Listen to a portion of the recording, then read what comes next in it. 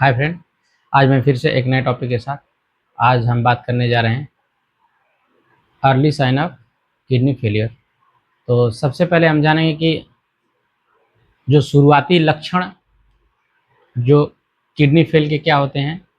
तो आज हम इस पे चर्चा करेंगे बातों पे, और इसके बारे में आज हम जानेंगे, क्योंकि जो किडनी स्टोन जो होता है, किडनी फेलियर जो होता है, इसमें बहुत लोग ऐसे हैं कि मैं देख रहा हूँ पहले की अपेक्षा जो अब जो दिन पर दिन जो दिनचर्या है और इस समय के जो लोग हैं, इसमें बहुत ज़्यादा डायलिसिस लोग करा रहे हैं और उनकी मजबूरियां हैं डायलिसिस कराना, वो जान के नहीं कोई कराता है।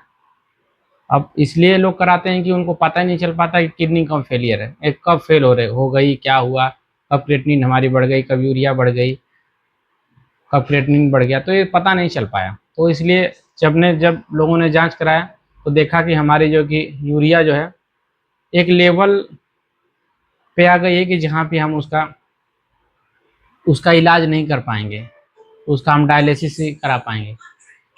तो इसमें ये देखेंगे कि जो पेशेंट हैं, अब उनके लिए मैं कुछ बताऊंगा। तो सबसे पहले आप जो है कि 30 के बाद एक समय निर्धारित कर लीजिए जिस पे आपकी जो कि हर 6 महीने या साल भर में, ज़्यादा नहीं कुछ तो किडनी की जांच आप ज़रूर कराएं। ये आपसे मेरा ये अनुरोध है। और दूसरी चीज़ मैं इनको बताएं कि कुछ बता दे रहा हूँ जिससे साइन सिम्टम्स बता देना, जिससे आप जो है कि उसको पहचान लीजिए। अब देखेंगे कि कुछ पेशेंट ऐसे रहेंगे कि उनको सूजन होगी। अब सूजन ये जानिए कि पैरों में सूजन होती है, पेट में भी सूजन होती है, और जो आई लिड होती है वहाँ भी सूजन होती है। तो इसमें अगर किडनी से आपको दिक्कत हो रही है तो इसमें जो कि जो आई होती है, आई के नीचे जो क्या है, फिर वहाँ पे देखिए थोड़ा सा फफनेस जो होता है, हल्का हल्का मतलब सूजन है। क्योंकि अब तीनों में हम डिफ्रेंसिएशन नहीं करेंगे कि देखेंगे कि अगर लीवर की सूजन होती तो भी सूजन हो जाती है, और एनीमिया होती है तो भी सूजन हो जाती है, और हार्ट से दिक्कत होती है तो भी हो जाती है, लेकिन सभी का जो कि डायग्नोज अलग अलग है। तो हम किडनी पे चर्चा कर रहे थे। तो अगर किडनी में आपको दिक्कत है तो इसमें देखेंगे कि जो आँख के नीचे जो है हल्का हल्का जो कि उसमें सूजन बना रहेगा। और दूसरी चीज़ ये है कि दूसरे नंबर पे हम देखेंगे कि कुछ ऐसे लोग होते हैं कि उनको रात में उठेंगे पेशाब करने के लिए, तो उसमें क्या होगा कि पेशाब करके आएंगे, जैसे 12 बजे 1 बजे नींद खुली, पेशाब लगे जोर से, तो जाएंगे देखेंगे अभी पेशाब करके आएंगे, फिर 2 मिनट बाद फिर पेशाब जैसे लगी, फिर 5 मिनट बाद फिर पेशाब लगी। मतलब ऐसे थोड़ी थोड़ी पेशाब जो कि कई बार होती है, 4 से 5 बार, तो उसमें भी चांसेस हो सकते हैं। और उस समय भी आपको केएफटी और अल्ट्रासाउंड कुछ जांचें आपको, और फिर अपने जो किडनी के नियर अबाउट जो आपके डॉक्टर हैं उनसे आप ज़रूर कंसल्ट करें। और दूसरी चीज़ मैं ये बता दे रहा हूँ, अगर आपको पेशाब में बदबू आना, पेशाब में जलन होना, तो उस समय भी आप जो है कि आप पेशाब रुक रुक के आना, तो उस समय भी आप जो है कि आपकी ज़रूरत है एक सीबीसी की, एक एलएफटी और एक अल्ट्रासोनोग्राफी। ये चीज़ें आप कराने से आपकी किडनी का सेफ साइड क्या उसकी है और उसका फंक्शन सारा चीज़ पता हो जाएगा। और एक और मैं बता दे रहा हूँ उनका, इसका साइन और सिम्टम इसमें देखेंगे कि कुछ पेशेंट ऐसे रहेंगे कि उनकी पेशाब क्या होती है, लाल होती है, हल्का हल्का ऐसे लगे रेडनेस होती जा रही हो, तो उसमें आरबीसी भी प्रेजेंट रहते हैं, लेकिन उसका यूरिन कल्चर और उसके बाद एलएफटी और अल्ट्रासोनोग्राफी, ये चीज़ें आप उसमें जब कराते हैं तो आपको कन्फर्म होता है कि क्या आपको किडनी से समस्या से जूझ रहे हैं कि नहीं जूझ रहे हैं।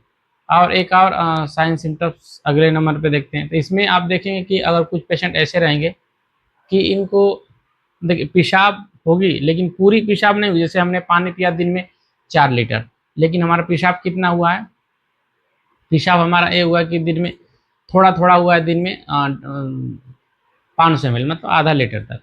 तो पिया हमने 4 लीटर और निकला हमारा 500 ml।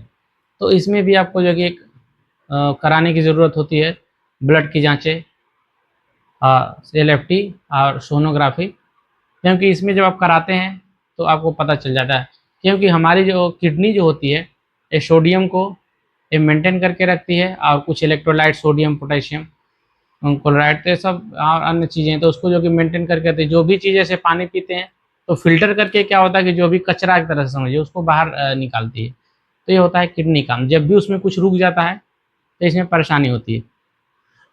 और इसमें ये देखें कि जब कुछ पेशेंट ऐसे रहते हैं कि अगर किडनी फेलियर में है तो बार बार बीपी का बढ़ना, जो किडनी हमारी क्या करती है ये बीपी को भी कंट्रोल करती है।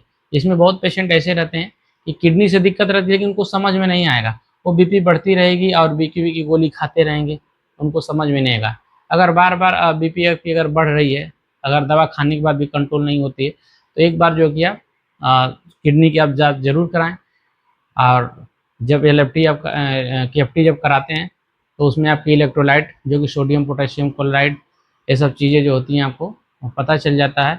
और उस हिसाब से क्रेटिनिन जो भी उसमें क्रेटिनिन होता है, यूरिया होती है, ब्लड यूरिया होती है, यूरिक एसिड होता है, प्रोटीन होता है, तो सारी चीज़ें उसमें लेवल पे पता चल जाता है। उस हिसाब से हमें पता चलता है कि हमारी किडनी ठीक है या नहीं ठीक है, क्योंकि हमारी किडनी का काम ही है कि जो भी हमारे अपशिष्ट जो भी खराब चीज़ें हैं उसको क्या करना है, उसको हमारे शरीर से बाहर निकालना। एक तरह से फिल्टर का काम करती है। जैसे हमने एक घर में फिल्टर लगाया, आरओ लगा दिया, तो पानी जो भी कचरा वाला रहता है वो बाहर निकालती है और जो साफ पानी होता है हमें पीने के लिए देती है। उसी तरह हमारी जो कि किडनी की डिसीज होती हैं। तो इसमें जो कि ये मैंने आपको साइन सिम्टम बताया। और कुछ और पेशेंट रहते हैं, जैसे इसमें देखेंगे कि पेशेंट को बार बार जो कि एनीमिया की दिक्कत होती है। किडनी वाले पेशेंट को देखेंगे कि उनका खून हमेशा जो कि जो ब्लड होता है उसमें हमेशा जो कि डाउन हो जाता है। और अगर आपका ब्लड जैसे नॉर्मली अगर जाते हैं डॉक्टर के पास, अगर आप डॉक्टर ने देखें और उसके बाद अगर एच बी आपकी डाउन है, तो सबसे पहले डॉक्टर आपको एडवाइस आयरन की गोली, फोलिक एसिड कुछ ऐसे एडवाइस कर देते हैं। अगर इसके बाद भी आपका अगर ब्लड नहीं बढ़ रहा है तो इसमें भी आपको ज़रूरत होती है आपको एक केएफटी की जांच और अल्ट्रासोनोग्राफी की। तो ये चीज़ें बहुत ही आपके जीवन में बहुत ही महत्वपूर्ण है। और मैंने जो भी टॉप बताया हूँ 5-6 पॉइंट, इसको कभी भी आप नज़रअंदाज न करें। और क्योंकि किडनी जो कि हमारी एक ऐसी चीज़ है कि इसका जब क्रेटिनिन जो बढ़ के 7, 8, 6 चला जाता है तो एक इस लेवल पे चला जाता है कि पेशेंट को समझ में नहीं आता है कि हम क्या करें क्या नहीं करें। क्योंकि इसका अगर डायलिसिस होने लगती है तो फिर मरीज की समझिए कि ज़िंदगी एक इस स्टेज पे चली जाती है कि मरीज कुछ सोच के भी नहीं कुछ कर पाता है, उसको डायलिसिस हमेशा कराना ही कराना पड़ता है। भले ही वो लंबा समय तक डायलिसिस कराए वो अलग चीज़ें हैं, लेकिन एक नॉर्मल ज़िंदगी एक डायलिसिस की ज़िंदगी, दोनों में बहुत ही ज़मीन आसमान का अंतर हो जाता है। और खाने पीने में भी इसमें बहुत बचाव और सावधानियाँ रखनी पड़ती है। तो इसलिए दोस्तों मैं आपको इसलिए सारी वीडियो बनाता हूँ कि आप इस वीडियो को जागरूक रहें, क्योंकि जो हेल्थ होता है बहुत ही ज़िंदगी में बहुत ही मायने रखता है, क्योंकि ज़िंदगी हमारी एक बार मिली है।